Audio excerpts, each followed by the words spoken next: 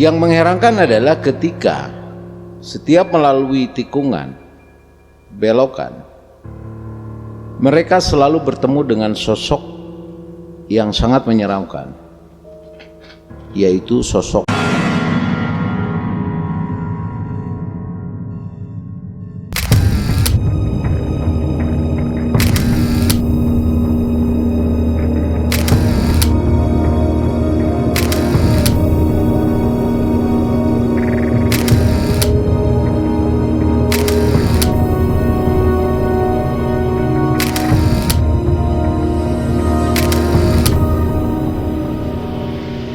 Selamat malam, sobat Malam Mencekam.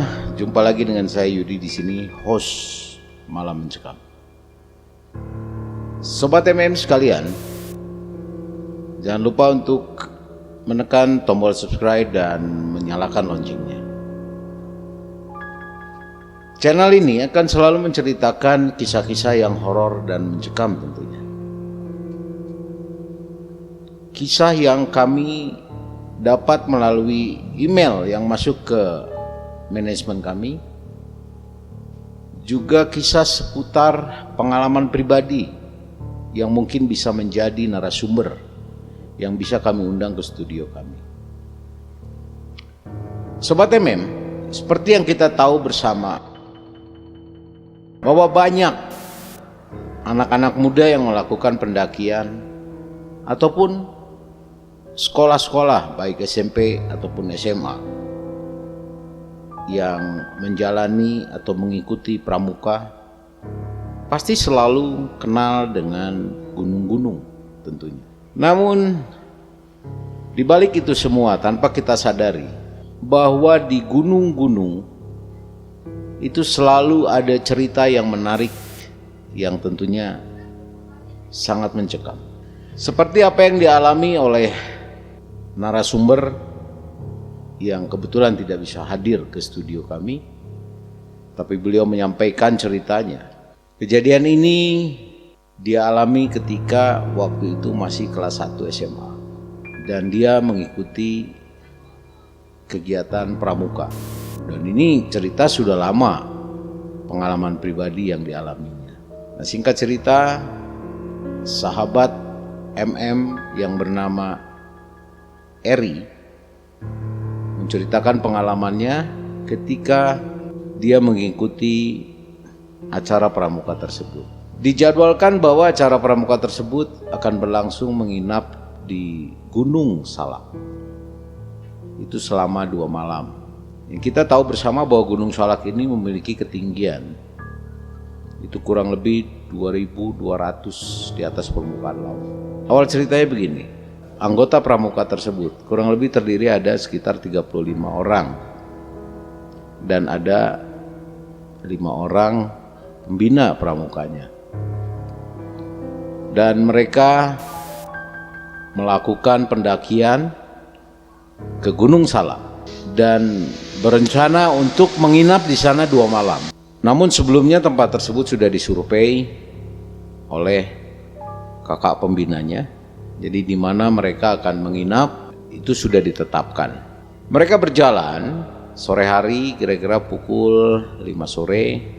Setelah sampai di tempat perkemahan, mereka semua masing-masing dibagi dalam regu, itu mendirikan tendanya masing-masing dan menyiapkan segala sesuatunya untuk berkemah nanti malam. Setelah mereka beristirahat kurang lebih 1 jam, akhirnya kakak pembina, salah satu dari mereka itu menginstruksikan kepada seluruh anggota untuk berkumpul dan untuk melakukan pendakian sesuai dengan rute yang sudah diberi petunjuk di sana. Kira-kira waktu itu pukul udah menjelang 21 atau pukul 9 malam. Dan herannya adalah yang memberikan petunjuk atau arahan sebelum mereka mau mulai acara pendakian itu hanya 2 orang kakak pembina dan 3 orang lagi tidak nampak, entah di mana.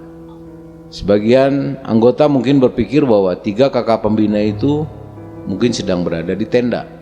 Ya, tanpa pikir panjang, akhirnya mereka melakukan pendakian sesuai dengan rute yang sudah ditentukan. Cukup menegangkan karena hari sudah larut malam dan mereka hanya dibekali senter. Mereka berjalan beriringan dan apa yang terjadi? Mereka mengikuti semua arah dan petunjuk di setiap persimpangan atau belokan. Itu sudah diberi tanda. Yang mengherankan adalah ketika setiap melalui tikungan, belokan, mereka selalu bertemu dengan sosok yang sangat menyeramkan, yaitu sosok pocong. Dan itu terjadi di setiap belokan. Mereka terus melakukan perjalanan tanpa menghiraukan kehadiran pocong di setiap belokan. Salah seorang dari anggota pramuka tersebut adalah saudara Eri. Bahkan dia menghitung berapa jumlah pocong yang ada di setiap belokan. Akhirnya acara itu berlangsung tanpa ada kejadian apapun waktu itu, dan mereka akhirnya bisa sampai di perkemahan kembali. Akhirnya mereka duduk dan beristirahat, kemudian melakukan evaluasi bersama kakak pembina. Kakak pembinanya yang dua tadi, yang waktu di awal memberikan arahan dan petunjuk sebelum pendakian dimulai. Di tengah-tengah kakak pembina ini melakukan evaluasi hasil daripada pendakian tersebut. Mereka bertanya kepada masing-masing anggota, dan ceritanya sama, bahwa mereka menemukan hal-hal yang menyeramkan, yaitu sosok pocong yang selalu ada di setiap tikungan.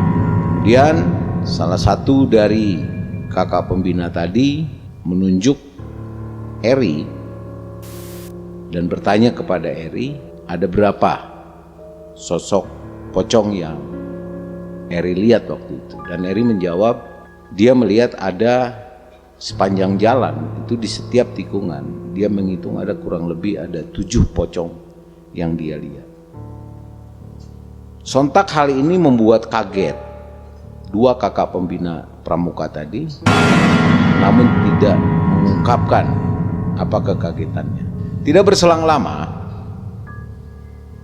3 orang kakak pembina tadi terlihat muncul menghampiri mereka dan bergabung bersama dengan mereka. Eri bertanya, dalam hatinya dia bertanya, kok baru kelihatan ketiga kakak ini? Dan ternyata berdasarkan pemaparan yang disampaikan oleh kakak pembina tadi, bahwa pocong yang dilihat itu adalah inisiatif mereka untuk melatih mental mereka, menakut-nakuti mereka yang berada di tikungan tersebut. Namun hal yang aneh terjadi karena kakak pembina tadi berjumlah 3 orang yang berusaha menakut-nakuti para anggota dalam pendakian dengan menggunakan kostum pocong. Dan mereka mengaku bahwa mereka tidak pernah pindah tempat kemanapun, hanya di satu titik saja. Ini yang menjadi pertanyaan. 4 pocong yang lain itu siapa? Akhirnya ini cerita menjadi bagian dari cerita masing-masing, baik pembina pramuka ataupun Eri yang sudah menghitung bahwa pocong itu ada 7. Kemudian mereka mengabaikan apa yang terjadi, dan malam itu mereka beristirahat. Keesokan paginya mereka bangun dan mereka melakukan acara selanjutnya sesuai dengan arahan dan instruksi dari kelima pembina tersebut. Hari dilalui dari pagi, siang sampai sore. Itu cukup melelahkan karena banyak program-program atau acara yang harus mereka lakukan di siang hari. Lepas maghrib acara pun selesai. Ada yang pergi untuk mengambil air wudhu, sholat, ada yang menyiapkan konsumsi, ada yang makan dan lain sebagainya. Mereka makan bersama, ngumpul bersama, bercerita satu sama lain.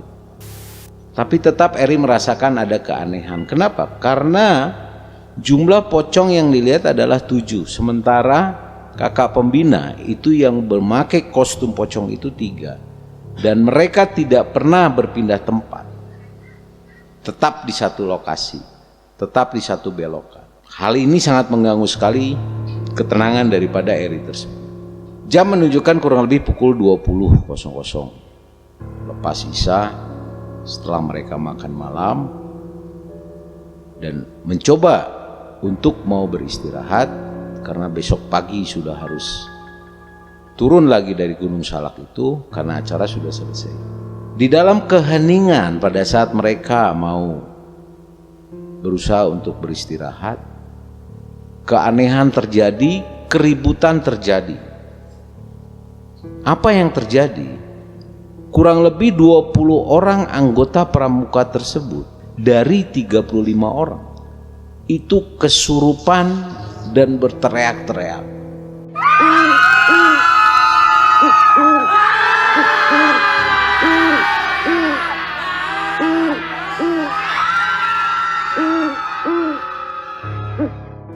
Ini yang mengerikan, terjadi di malam kedua sebelum mereka mau pulang.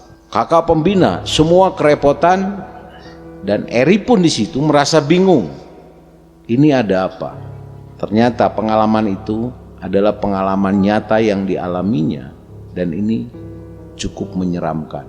Karena kondisi kerasukan tersebut, banyak penunggu-penunggu di sana, makhluk-makhluk astral itu yang masuk ke kurang lebih 20 orang anggota pramuka tersebut. Ini sangat menyeramkan dan ini sangat menakutkan. Kalau buat saya pribadi ini horor banget. Di kegelapan malam, orang berteriak-teriak, kurang lebih 20 orang, dan itu gaduh banget. Suaranya pun gak jelas, teriakannya pun gak jelas. Ini sangat mengerikan. Ini membuat saya sendiri merinding mendengar cerita ini. Tapi alhamdulillah apa yang disampaikan oleh Eri, bahwa masa yang gawat tersebut itu terlalui dengan baik. Dan akhirnya keesokan paginya mereka berkemas, kemudian menuruni Gunung Salak tersebut untuk mengakhiri acara pramuka mereka. Saudara MM sekalian, apa yang kita bisa ambil hikmah dari cerita ini? Cerita ini memberikan pesan moral kepada kita untuk tetap selalu waspada, tetap selalu berdoa, minta pertolongan, minta perlindungan kepada Sang Maha Pencipta, Allah Subhanahu wa Ta'ala, agar dimanapun kita berada, kita selalu dijauhkan dari segala gangguan-gangguan. Apalagi Sobat MM tahu sendiri, kalau kita mendaki ke sebuah gunung yang mungkin bahkan tempat itu kita tidak kenal sama sekali, ada baiknya untuk kita selalu berdoa dan mohon perlindungan kepada Allah Subhanahu wa Ta'ala agar dijauhkan dari segala gangguan jin, setan, atau makhluk-makhluk astral lain. Demikian kisah ini, pengalaman pribadi yang dialami oleh saudara Eri ketika dia duduk di kelas 1 SMA. Dan Sobat MM, jika Anda memiliki pengalaman pribadi yang horor dan mencekam tentunya, silakan Anda untuk mengirimkan via email yang sudah tertera di deskripsi. Siapa tahu kami akan mengisahkan cerita Anda atau kami mengundang Anda untuk hadir sebagai narasumber di Malam Mencekam. Terima kasih sudah menonton video ini. Jika Anda suka silahkan like dan berikan masukan dengan komen. Dan jangan lupa untuk share ke teman-teman Anda. Serta dukung channel kami dengan menekan tombol subscribe dan menyalakan loncengnya, agar Anda tidak ketinggalan dengan cerita-cerita horor dan mencekam lainnya. Terima kasih. Saya Yudi, host Malam Mencekam. Assalamualaikum warahmatullahi wabarakatuh. Selamat malam.